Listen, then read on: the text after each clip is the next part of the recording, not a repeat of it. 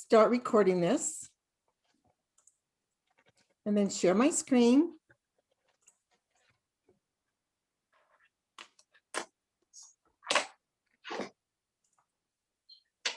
And find my large expander here.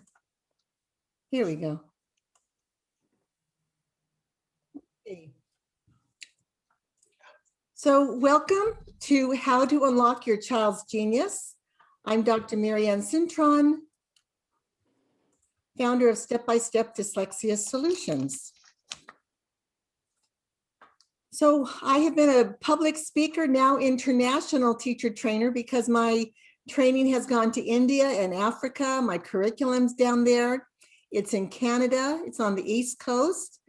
I'm an app developer and a curriculum writer. I have my doctorate in education, leadership, and administration, 2 master's degrees, and 2 California teaching credentials that I keep current. I have 21 years of education experience and 10 years as a classroom teacher. So my discovery back in 2005, I discovered the link between music and reading and how it eases dyslexia. I was an educational therapist and I was able to use it in that role. I realized that the power of what I was doing, when a grandfather began crying after hearing his granddaughter's results. She had made 3-year gains in only 6 weeks. Daniela broke out of the illiteracy pattern of her mother and would not be following in her mother's footsteps and going to prison. He said, "This is a miracle." And then he asked me a question. "Are you a doctor?" So back in 2006, I applied for the doctor program, and it was a 7-year program for me. So 40% of self-made millionaires are dyslexic. 35% of the entrepreneurs in the United States are also dyslexic. Here are some people you'll recognize: Henry Ford, Steve Jobs. Did you know Walt Disney was dyslexic? So I bring peace to parents by helping their dyslexic children read, so we can build their self-esteem, unlock their genius minds, and help them achieve their full potentials. Want to welcome you all for being here. Thank you for taking time out of your busy week, especially at the end of a week. Thank you. And before I get started in the presentation, the meat of the presentation, I want to share my personal story, if I may, with you. Teaching is my 3rd career. My mom always wanted me to either be a nun or a teacher, and I didn't want to be either.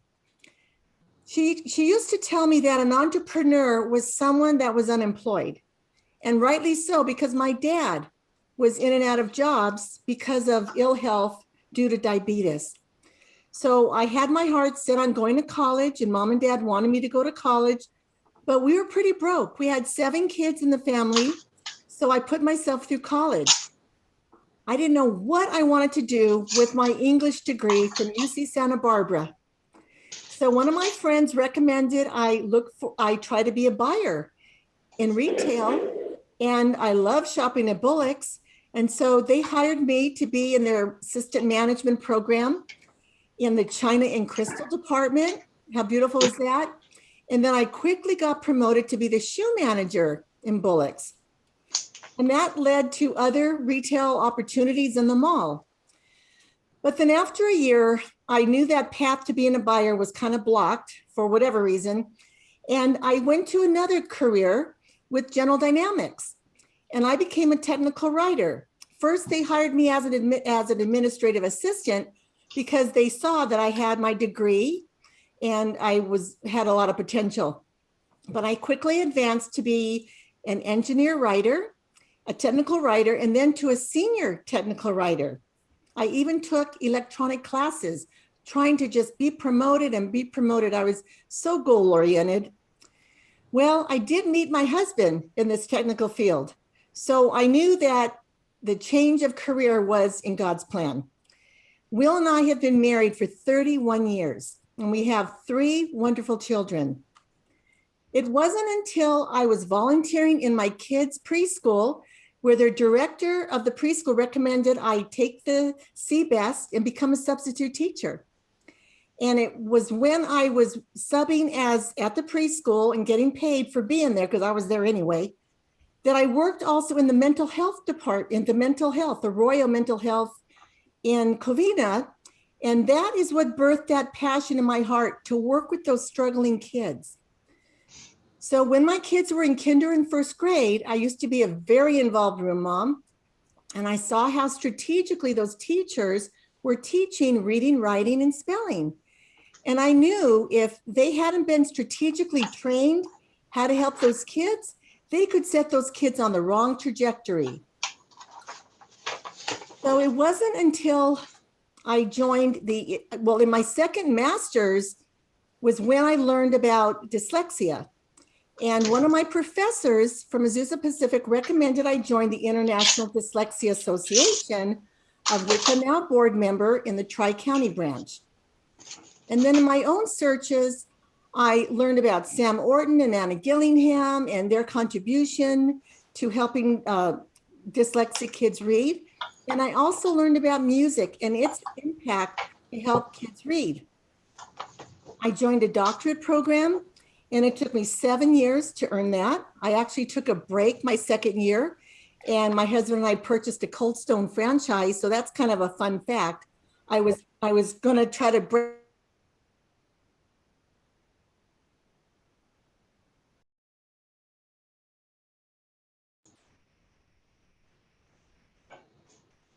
Oh, you're muted. We're muted.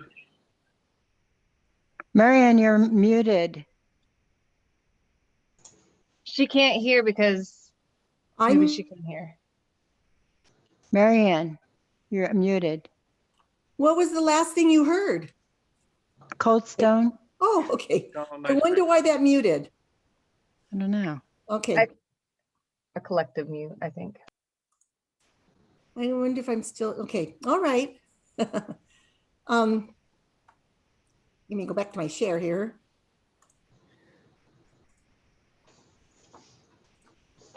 So I couldn't see myself getting another degree because my masters weren't paid off yet. And I thought I would be a professor. And not only would I earn an income to pay off my loans, I would help my daughter get through nursing school, but that door didn't open up for me. Instead, I was invited to work at in LA after I got my doctorate. And I worked at a charter school, and I was teaching reading and math for a year and a half. And then I moved to a district closer to my home where I taught math for 2.5 years. And I knew that's not where I belonged. I knew I needed to be teaching reading. So I left the school district, but I was invited to travel across the nation with an organization called Spire. And I was training teachers in their program. And I did that for about a year until they lost their sales reps and there weren't enough openings in California.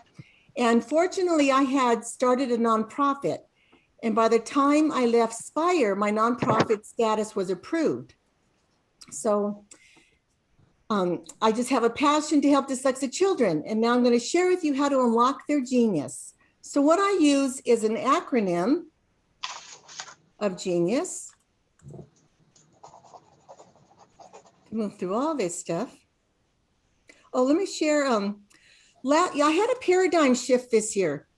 Last year, I used to go to the past 2 years before COVID, I would go to the city councils and I would talk about helping dyslexic children.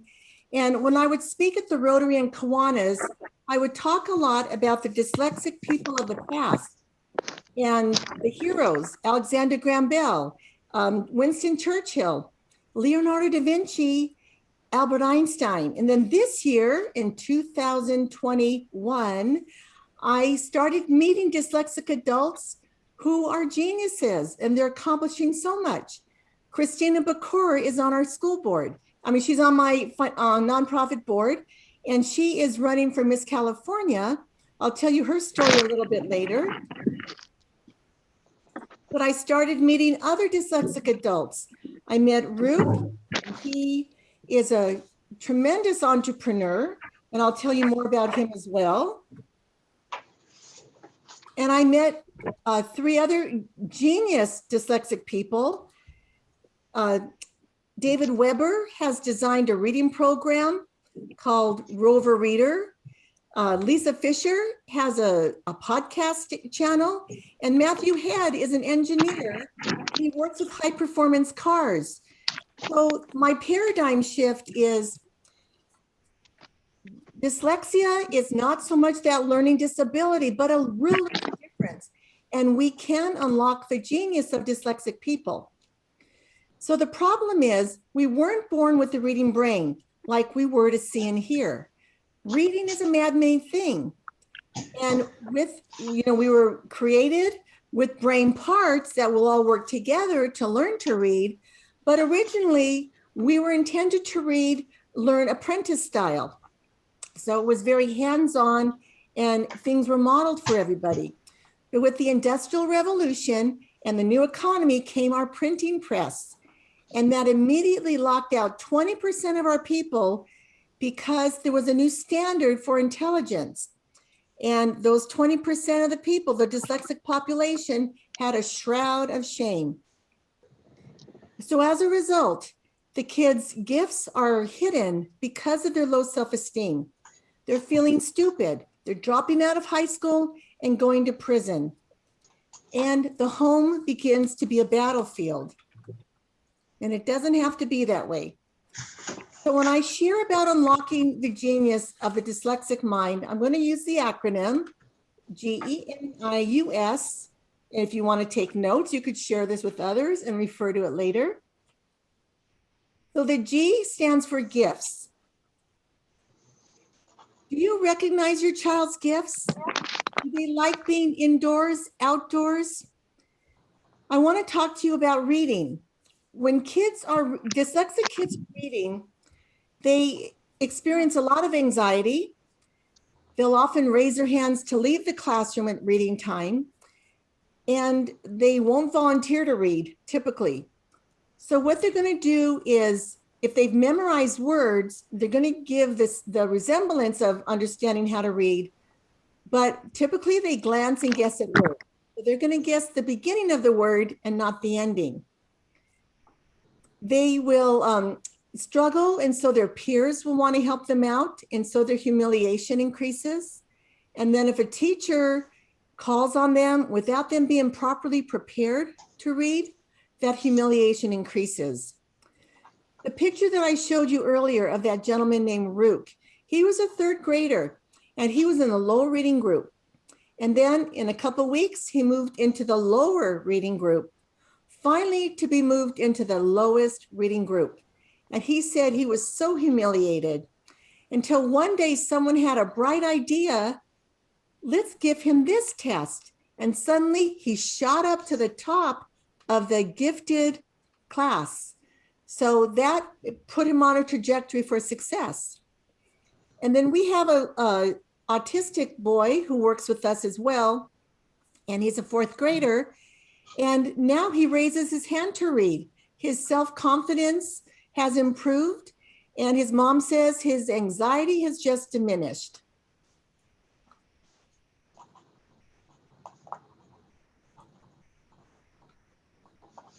I wanted to talk about auditory processing with kids with dyslexia. Some of you don't know what that looks like, but imagine in a classroom, a teacher explains a story and then asks a question. And all the students will shoot up their hands to answer, except for some of the ones who have slower processing. And then the untrained teacher is going to go ahead and ask the second question. And then when the kids raise their hands again, this time the dyslexic kids raise their hands as well. So this untrained teacher is going to call on the dyslexic child thinking, yay, she knows the answer. Only the student answers the first question. So that is going to bring humiliation to the student. And depending on the grade, there could be a lot of laughter that's going to make that self-esteem of that little student even less. So teachers with experience are learning You put the questions on the board. You put a check mark once it gets answered. You could put the answers on the board. You use colored markers, and you have all the students take a minute or 30 seconds to think about the answer so they can raise their hands together, giving other people a little bit more of a time to process, but also a trained teacher will let the student know who's dyslexic ahead of time that they're going to be called on so that they don't have that stress about knowing what the answer would be. When I worked at Bullock's, I worked with a gal who I believe was dyslexic because she misunderstood the directions of our manager. So imagine in the China and Crystal department, we used to do a lot of inventory and there was a lot of money at stake. And the manager would say, this is due by tomorrow. But my coworker understood that to mean, do this tomorrow. And this happened over and over and over again. And she always got in such trouble because she wasn't understanding the direction. And I have seen this in the middle school, high school, and elementary school, where the kids with the auditory processing delays just aren't understanding the directions. So the teachers need to be so clear. And then finally, I want to address executive functioning or the organizational skills. There were times when I would work in the middle school and we would look at the students' progress, their agendas, they would check off the work they did, but then suddenly they would have a grade drop from a B to an F. And because of the empathy that the teacher had for the student, the empathy of the peers, and the collaboration and cooperation, we learned that the students did in fact do the work. Where was the work? We looked for it, and sometimes it would be at the bottom of the backpack. Sometimes, I remember in 2 instances, it was in the cupboard at home, in the kitchen cupboard. So what causes a person not to turn in the work when they spend so much time on it is just poor organization or executive functioning skills. So many of our children have their gifts are hidden because of all these things working against them, which lowers their self-esteem. So the E of genius stands for enthusiasm. What excites your child? I remember when my daughter was in middle school, she used to watch medical movies with my husband, even from as fun as Chicago Fire, which I actually had to leave the room when it got pretty gory, but she would watch operation movies and just these trauma movies. And I actually thought we were going to harm her brain by having her see this kind of stuff. But you know, when kids are in middle school, they have their minds pretty made up what they want to watch, right? And my husband was okay with it.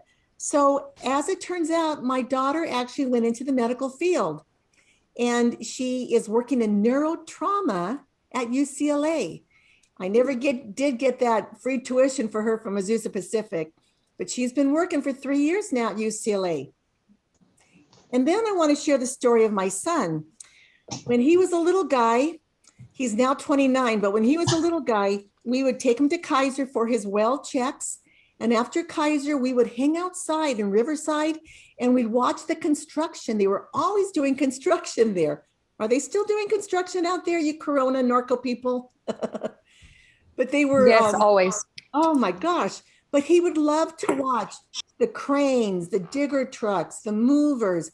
And we would just always have a snack and have a nice little field trip.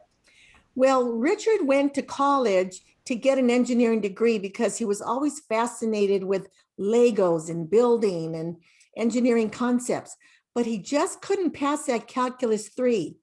And then one day he just said, Mom and Dad, I don't want to finish this anymore. I want to do something else.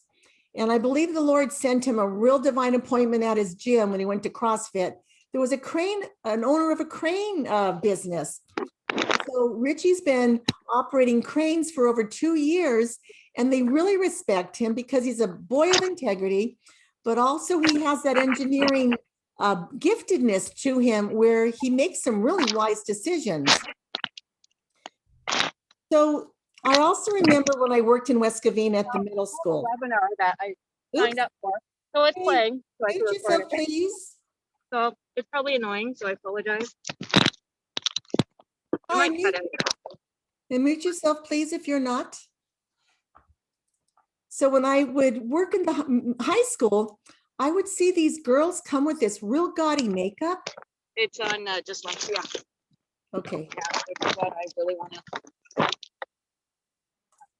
I'm going to stop Hi, my Paige. share real shortly here and see who I need to mute. I'm going to mute somebody. It was Colette. Sorry, Marianne. I tried to do it and then I knocked you out too. So I apologize. Oh, is that what happened? Yes. Okay. Oh, live and learn. Okay. Okay, so we're just taking some time muting some people. And back we go. No problem. So then, anyway, this middle school girl with all the makeup, I actually enjoyed these high school girls, and I would tell them, who knows, you could have a career in the arts, in the theater, doing the makeup. That's what I did when I was in high school. I was a makeup artist for the plays. So these girls could be in Hollywood doing makeup. They could work for the news crews, but giving them an idea to pursue their talent was huge. Now, dyslexic people are not meant to fit in. They're meant to stand out. So we need to give them the tools. I want to end the enthusiasm with the story of Jillian Lynn. As a third grader, she was a little wiggle bottom, and her mom was concerned that she wasn't learning to read. Now, Jillian, this was in 1930s.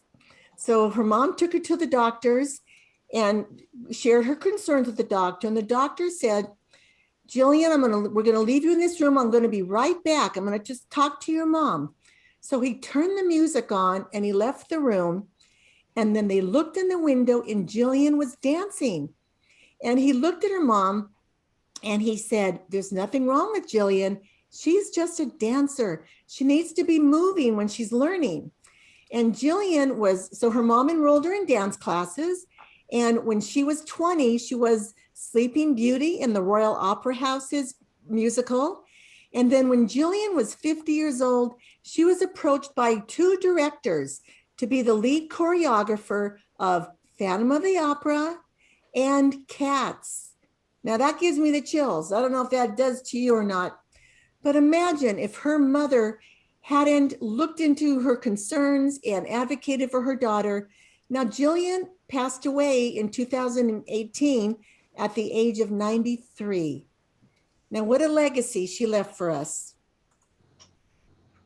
And here are some of the beautiful pictures of Cats and Phantom of the Opera. So N stands for neuroscience. The International Dyslexia Association says that dyslexia is neurobiological in origin, it's a learning disability, and it affects the way a student reads, writes, spells, and speaks sometimes. So I like to rephrase it a little bit differently, that dyslexia is neurological in origin, so the brain can be retrained. And it's more of a learning difference than a disability. And it affects a person's reading, writing, and spelling. So the parts of the brain will show, I'm a nerd for the brain pictures. I love to see these pictures that show the language centers on the left, as well as logic, science and math, and writing, numbers. On the right is where we have the creativity. We have the imagination, and we have music. So what brain scans will show that non-dyslexic people are reading from the left side of their brain. The left side of the brain will light up. But what science also shows is that when a student is taught with a specific program, I'm going to share with you next, that their brain can actually look like the brain of a non-dyslexic person after about a year. So what I do with my reading program, I developed a music app. It plays music in the left ear and spelling exercises in the right ear. So imagine a dyslexic person reading from the wrong side of their brain. They're stronger in their right angular gyrus. The brain's going to send over calp instead of clap, farm instead of from. And it's going to pass over the central part of the brain called the corpus callosum, which we call a lazy referee. So when we put the app, kids listen to the app, they listen to music in the left ear, it's going to cross over to the right side of the brain and give the right angular gyrus a job it likes to do, and it won't take over the reading. And then the spelling exercises are in the right ear, crossing over to the left side of the brain, giving like Pilates of the brain. So we listen to classical music 3 times during my reading program. Once when the student's reading the phonics, once when they're working in a workbook, and then when they take the spelling test at the end of every tutoring session. And this is based on the science of Dr. Roger Sperry. And I'll show you a picture of what he did. Well, let me see something. Dr. Roger Sperry, sorry, you don't get to see that. Ah, goodness, what's going on here? It's moving way. Oh my goodness, it just jumped. Hold on a second.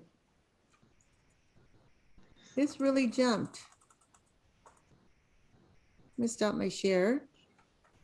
Get me back to where I need to be. Oh, I can't minimize it. Okay. But Dr. Roger Sperry talked about, he was famous for the split brain theory. So don't watch the screen right now because I'm just gonna try to advance to where we are. He worked with the left and the right sides of the brain independently. Here we go. And the seizures stopped in the 5 patients that he worked with. And he severed the central part of the brain called the corpus callosum.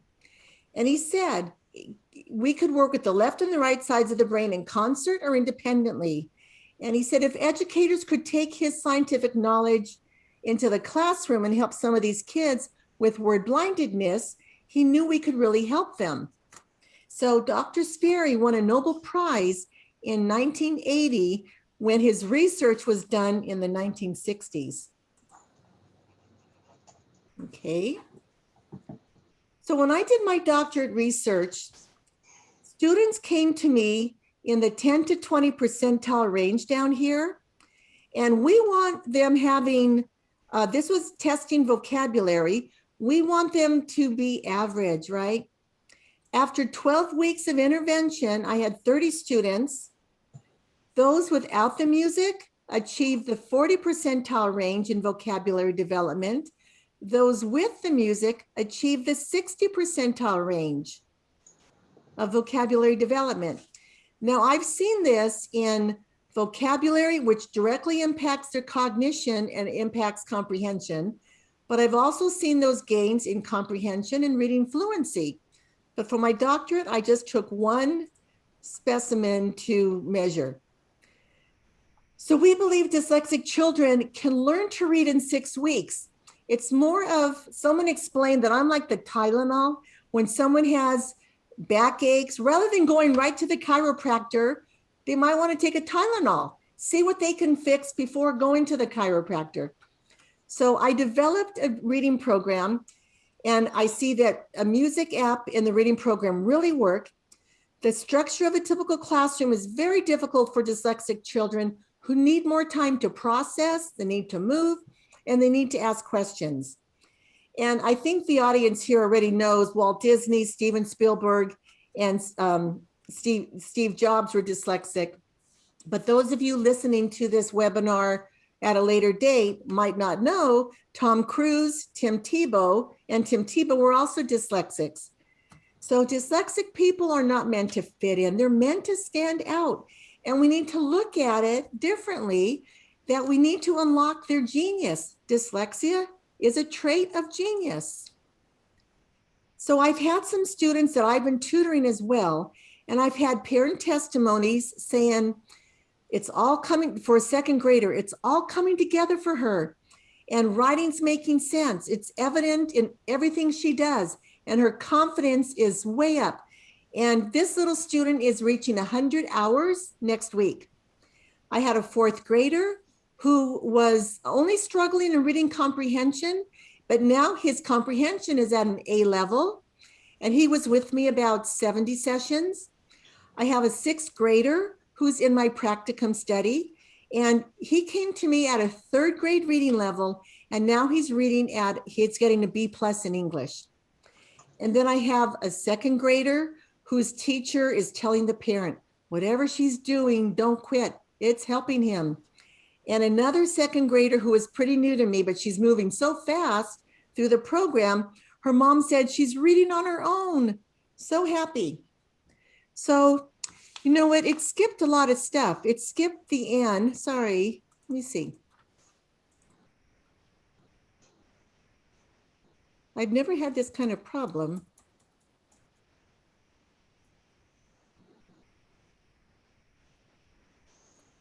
I am going to move into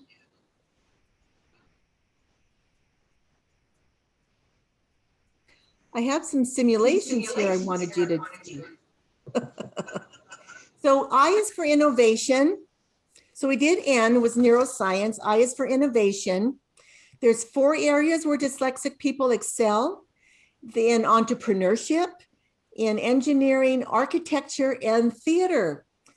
So people always ask, is it reversals of B and Ds? Well, not all dyslexic kids do reversals, but I just recently met a woman who did write cursive backwards, as did Leonardo da Vinci. And she said that in order to read her own work, she'd have to show it in the mirror and read her work in the mirror. So that reversal of letters is really something else. 40% of self-made millionaires are dyslexic. 35% of entrepreneurs in the United States are dyslexic. Daniela was the girl I referenced earlier. She was being raised by her grandfather, and her mom was in prison. And they had tried so many after-school programs for her that weren't working. He came to us because of the music. He noticed a change after 10 sessions, but after 30 sessions, she had made 3-year gains in reading vocabulary, fluency, and comprehension. And he began crying. He said, "This is a miracle." He says, "What are you doing?" And I said, "We're using music with reading. It really helps." And he said, "Well, our home used to be a battlefield. Now she gets along with us. She gets along with her friends at school. She's doing her schoolwork and she's enjoying reading." And then he asked me a question that changed my life forever. "Are you a doctor?" And so that year I actually applied to join a doctorate program with Argosy University. It took me 7 years to get my doctorate because I did take a year off, wondering if it really was meant for me. But we helped, I wanted my doctorate so that I could help these students learn to read, learn to write without anxiety, and learn to speak and share their own stories. So I'm currently in a practicum to receive the Orton Gillingham certification for the associate level. So S stands for success. How do you see success? Is it making money? Oh, let me see. Oops, I forgot you. Goodness gracious. The U is for unique approach. It's got to be a multisensory approach with Sam Orton and Anna Gillingham. We all know how we learn best, right? Whether it's auditory, visual, hands-on, or whether we solve our problems when we speak. Well, these are the multimodalities that need to be engaged for kids to learn. While this works for all students, dyslexic children need this. And it works to the student's strength as well as to their weakness. Did you know that 35% of the high school dropouts are dyslexic? So then how do we see success? Is it reading proficiency? Is it getting a C plus? Is it getting an A or a B? How many of us ever received a C plus and we were so glad not to have to see that class again? Or how many of us got a C plus that had a progression to it and we struggled because others had A's and B's? So we know a C plus is not where we want our kids. We want them getting A's and B's so they can know the material. So 2/3 of the kids who don't reach grade level reading, well, kids who are not reaching grade level reading by 4th grade are at risk of dropping out of high school and going to prison. 2/3 of those kids who don't reach grade level will go to prison or be on welfare. So this is a concern for all of our communities. We need to see that all of our kids are graduating from high school. We want them to get some good jobs, all right? We want them to fill out job applications. We want them to be critical thinkers and contributors in our society. But college isn't for everybody. We need to let them know if they want a career that requires college, like being an engineer, or even in the medical field, or a lawyer, or a teacher, there's ways to help support them. And we can get them accommodations where they can get more time on their tests, or they can give tests, do them orally. There's other accommodations we can consider. Maybe do less problems. Once they show mastery, we don't have to have them repeat those problems over and over again. So while college was for me, it's not for everybody, but I want to share the story of Christina Bakura on our board. She graduated from UC Davis, and she is an advocate for dyslexia. She spoke at the International Dyslexia Association, which is how I met her. And she wants to be a veterinarian, and she's applied to several veterinary schools. And she said when she was a young child, her parents always catered to her interests. They let her play with animals, and they saw how she loved animals. So anyway, she works at UC Davis in the emergency medical for animals right now. But this year, she's competing for Miss California. So we want to support her in her journey, as she is just a successful dyslexic adult, and I'm so proud of her. So I have some simulations, but I'm just going to breeze through them very quickly. Goodness gracious. What is... One of the dyslexia simulations is seeing if you could figure out what this sentence says. I'm going to go through this a little bit quicker. So think about what this sentence says and give me a thumbs up if you guessed it was this. A stale marshmallow is in the yellow bowl. This is what writing for a dyslexic person often looks like. We don't know, they add and omit letters and syllables. So this is another sentence, hard to read. Someone who's very experienced with reading, writing like this could figure it out. But here, the snowstorm is hard on the old fellow. Here's one more. It's a little harder. I had a great time shopping. So they will add and omit letters and syllables when they write. Our fourth graders in California are far below the national average. I had a friend who worked at Azusa Pacific in criminal justice, and he said when he worked for the Department of Justice back east, he knew a state that looked at the illiteracy rate of third graders to determine how many prisons to build. So what a better way we could spend our energy and attention. Here's another dyslexia simulation. What are we doing here if you could figure out what this sentence is?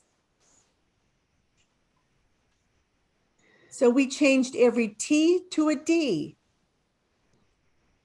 There comes a time when your turtle creeps away.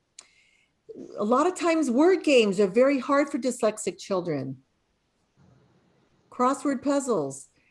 Here's another one. Can you figure out what letter was swapped out here?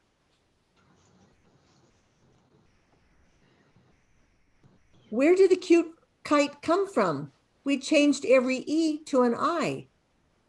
So dyslexic people will put the wrong letters in, and often you have to ask them to read to you what they wrote. Sometimes they can't even read their own writing.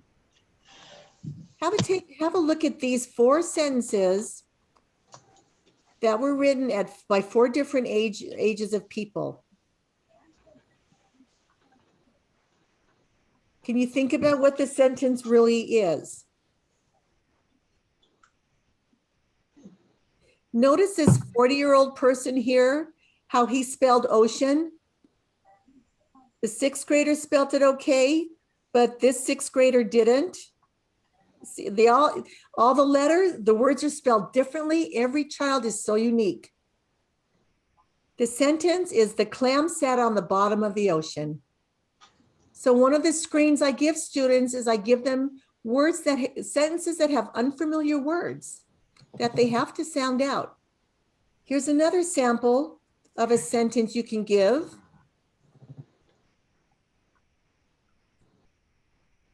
Our 40-year-old didn't even pluralize the word story. This little guy did an apostrophe S. This little person put ES after the Y. This person didn't put a Y. So every student needs to also be taught uniquely. This sentence was, we gathered in a circle around the campfire and told ghost stories. So these are the sentences I would give fifth graders and higher. I have other sentences I give the little guys. Here's another one.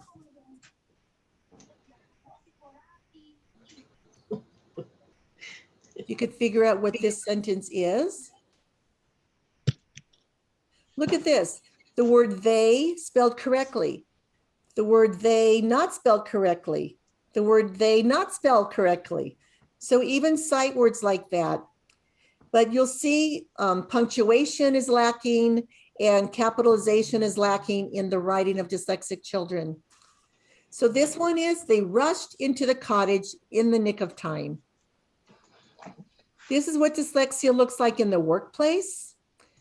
Grammar rules are not learned. So the person goes into adulthood not knowing how to spell dollar or dining room.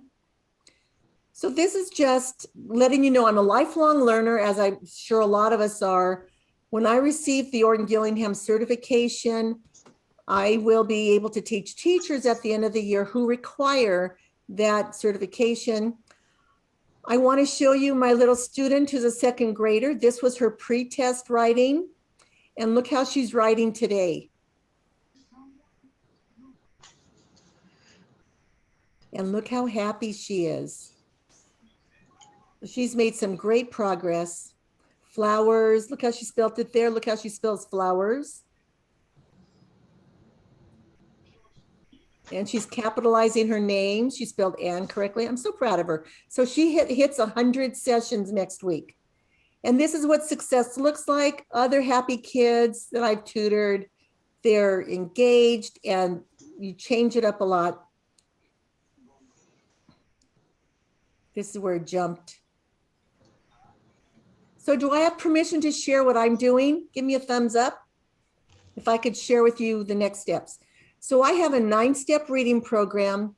It starts with phonogram cards. We do the manipulatives, which are sound circles and plastic letters to build small parts of words called phonemes and syllables. We have step 4 is reading our phonics workbook with music in the left ear. We have a couple of pre-reading activities, and then I have a workbook for the younger kids and 2 workbooks for 5th graders and above. And then we have what grammar rules, grammar tricks that we teach the kids. And also we take our spelling test at the end of every session. So here are some of the materials that I use. I've created my own cards that have key concept pictures to go with them. And these are the manipulatives. We use the circles as well as Unifix cubes. When we teach vowel teams and consonant teams, 2 vowels together, we'll stack the Unifix cubes, and it just really gives a really clear visual. And then I have my colored letters, and I spray paint all my vowels black. This is my wonderful curriculum. We used to have donuts on the cover, but now we're changing it to be music notes with B and D reversals as part of our branding. We have all these books, and then we have 45 lessons of grammar tricks. So step 9 is when you use the music with the app. And in the chat, before you go, please save the chat, because I've given you a free 2-week session with my app. It's connected to the website, so it can be free for you. But the spelling exercises have 28, and we have 8 sentence groups. And sometimes when the students advance so quickly through our program, we're introducing vowel teams. I'll move more into an Orton Gillingham setting. And I explain that to you when you go through the training of where it's more one thing at a time. But my reading program is so unique because we do introduce a lot of different ideas, you know, simultaneously rather than only introducing one concept at a time. And the kids love it. They love the challenge and they're learning. So I have an affordable alternative to very expensive programs out there. So what I'm offering is I'm limiting what I can do to 10 brilliant students, whether you have your own children or you have friends that might have children. I want to do this for you where I give you a break and we will tutor your child on Zoom for 30 sessions, 1 hour a day for 2 to 5 days a week. And this includes a dyslexia screen for $3,500. And if you're not ready for that right now, this is the first time I've ever done this. I will give a trial for 10 days because we have seen significant gains in even 10 days. So I give a shorter dyslexia screen, which is the one I did for my doctorate program, which gave really good pre and post tests. And you'll have 10 tutoring sessions, again, 2 to 5 days a week. The more you can do per week, the better the progress. And that's $1,450. So you're guaranteed to see results by 10 sessions. And you will see 1 to 3 year gains in reading vocabulary, fluency, and or comprehension in 30 sessions. So this is how you can reach me. I have a new meetme.com, so that should be ready in a couple of days. But you can take my phone number down. You can take a picture of this and reach out to me. I'll give you a minute for that.